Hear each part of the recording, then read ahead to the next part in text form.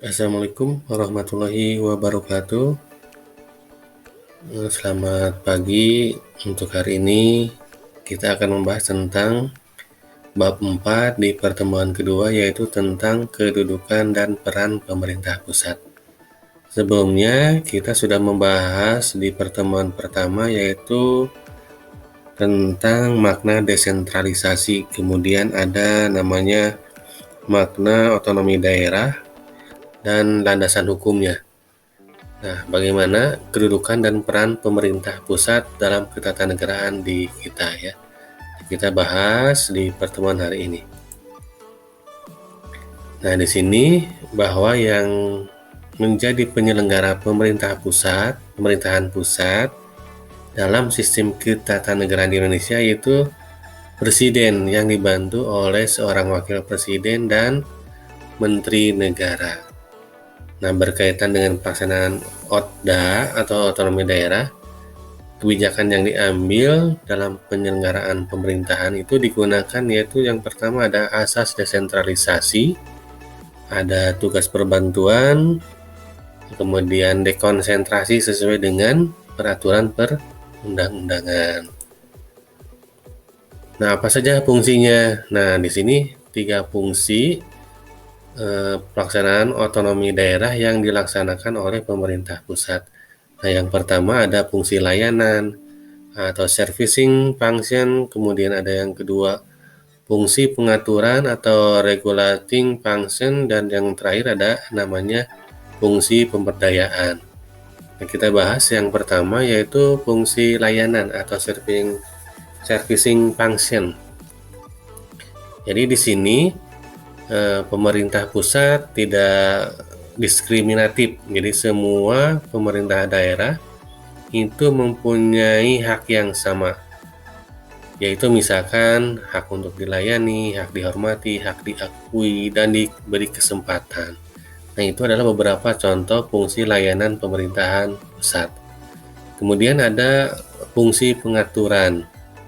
Nah, di sini artinya pemerintah dapat mengatur dan memberikan perlindungan kepada masyarakat dalam menjalankan hidupnya sebagai warga negara. Nah, di sini fungsi pengaturannya tidak hanya untuk rakyat, tapi juga kepada pemerintah sendiri, ya, agar dalam kehidupannya itu lebih dinamis. Nah, nanti ada turunannya dari fungsi pengaturan di slide berikutnya. Kemudian ada namanya fungsi pemberdayaan. Nah, di sini pemerintah hanya sebagai fasilitator dan motivator untuk membantu masyarakat untuk menemukan jalan keluar dalam menghadapi setiap persoalan hidup. Nah, itu ya. Nah, di slide berikutnya yaitu kita akan membahas tentang fungsi pengaturan turunannya. Nah, di sini ada 6 ya. Yang pertama itu menyediakan infrastruktur ekonomi. Nah, di sini pemerintah memberikan contohnya adalah perlindungan terhadap hak milik, hak cipta, dan hak paten. Nah, nanti untuk materinya hak paten itu apa, hak milik itu apa, hak cipta itu nanti akan dibahas di mata pelajaran yang lainnya. Nah, kemudian yang kedua adalah fungsi pengaturannya itu menyediakan barang dan jasa kolektif. Nah, di sini pemerintah itu memberikan ketersediaan terhadap beberapa public goods, ya, yaitu contohnya tentang jalan raya. Jadi jalan raya bisa digunakan oleh setiap orang dalam waktu yang bersamaan. Kemudian yang ketiganya yaitu menjembatani konflik dalam masyarakat. Nah, di sini fungsi pemerintah yaitu untuk meminimalkan konflik sehingga menjamin ketertiban dan stabilitas di masyarakat. Nah, kemudian yang fungsi yang keempat yaitu menjaga kompetensi. Jadi dalam kegiatan ekonomi nanti pemerintah mengatur dan menjamin sehingga tidak ada yang memonopoli. Kemudian yang kelima yaitu menjamin akses minimal setiap individu kepada barang dan jasa. Nah, di sini pemerintah yaitu memberikan bantuan kepada masyarakat miskin untuk dapat mendapatkan aksesnya melalui program-program khusus seperti PKH, kemudian kartu prakerja, dan seterusnya. Nah, kemudian yang terakhir yaitu fungsi pengaturannya menjaga stabilitas ekonomi. Nah, nanti pemerintah akan mengeluarkan kebijakan moneter apabila terjadi sesuatu yang mengganggu stabilitas ekonomi. Nah, itu adalah 6 fungsi pengaturan. Nah, kewenangan pusat yang tidak bisa dimiliki atau bukan merupakan kewenangan dari pemerintah daerah. Jadi ini hak yang dipunyai oleh pemerintahan pusat. Yang pertama adalah politik luar negeri, kemudian pertahanan, keamanan, justisi, kependudukan, kemudian moneter. Jadi nanti bank sentral akan mengatur peredaran uang. Kemudian ada namanya fiskal. Nah, nanti pemerintah akan membuat kebijakan tentang pendapatan dan pengeluaran belanja negara.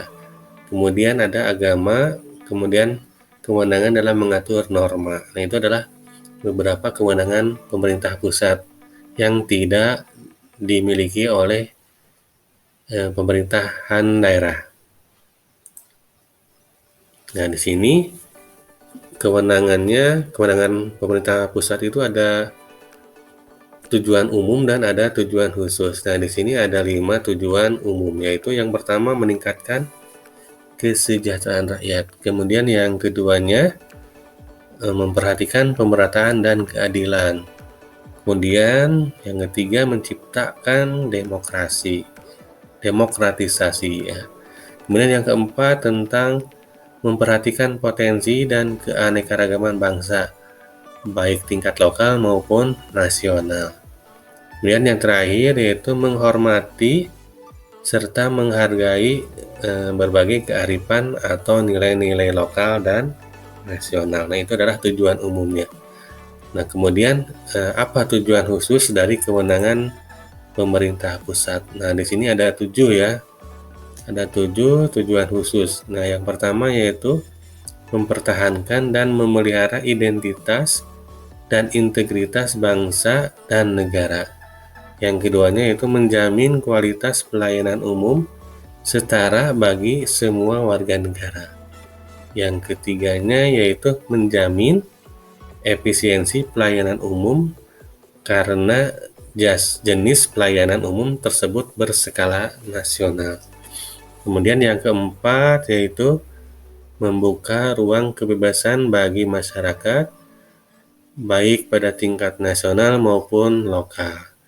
Kemudian menciptakan kreativitas dan inisiatif sesuai dengan kemampuan dan kondisi daerahnya. Kemudian yang keenam yaitu menjamin pengadaan teknologi keras dan lunak yang langka, canggih, kemudian mahal dan beresiko tinggi, serta sumber daya manusia yang berkualitas tinggi yang diperlukan oleh bangsa seperti tenaga nuklir, teknologi satelit, kemudian penerbangan antariksa. Nah, itu. Kemudian yang terakhir yaitu memberikan peluang kepada masyarakat untuk membangun dialog secara terbuka dan transparan dalam mengurus dan mengatur rumah tangganya sendiri. Nah, itu adalah tujuan khusus ya, ada 7.